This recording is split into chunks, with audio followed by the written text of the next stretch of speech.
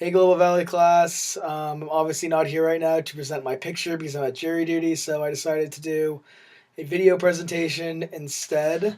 The photo I chose was of the Amherst ski team from the 1964/65 season.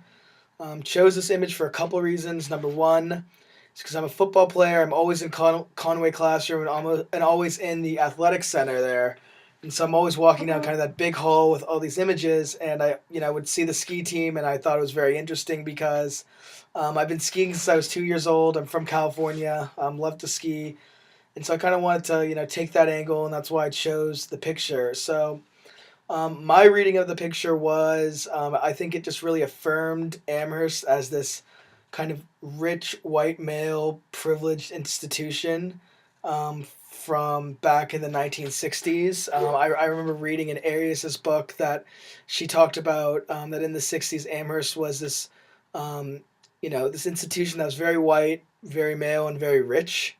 And this photo really proved that for me because there's no females in the picture, there's no men of color in the picture, and skiing is a very I would say sport that you have to be not rich but have to have some wealth to do because the boots, the poles, the skis are all very very expensive.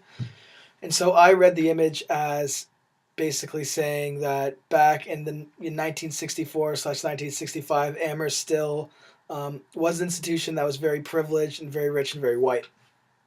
And I guess I kind of tied that into my experience being here, how thankful I am, I guess, to be at Amherst at a time when there's diversity, where there's women, where there's minorities, because I really think that um, the experience of being around people from different backgrounds other than my own, is very transformative, and I was able to learn a lot from, the different people and the different cast of characters who go to the school.